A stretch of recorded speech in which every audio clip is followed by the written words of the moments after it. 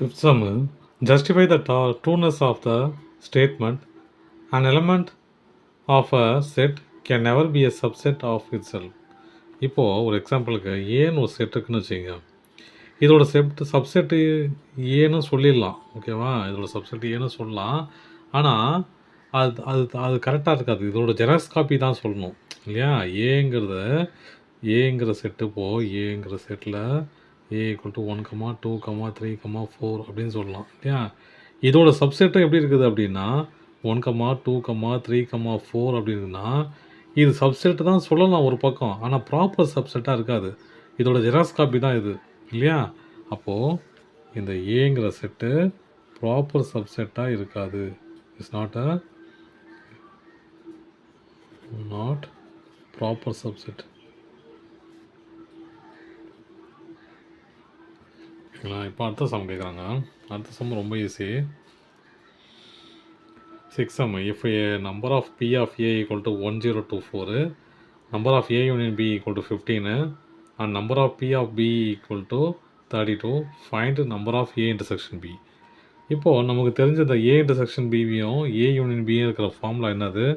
Number of A union B equal to number of A plus number of B plus number of A intersection B இல்லையா?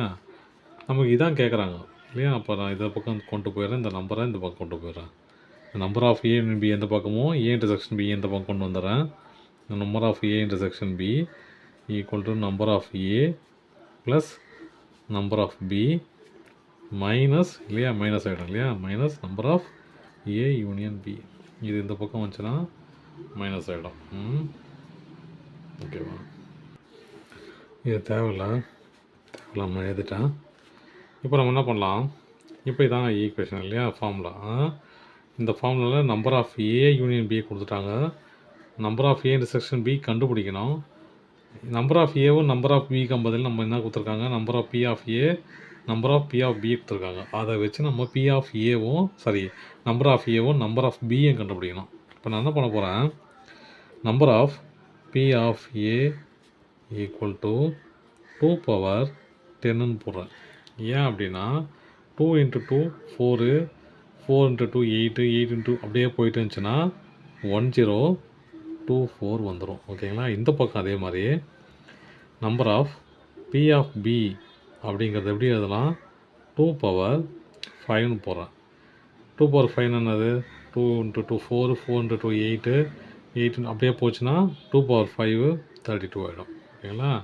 அப்போது இதுதான் number of A இல்லையா? அப்போ number of A equal to 10, number of B equal to இங்கே 5.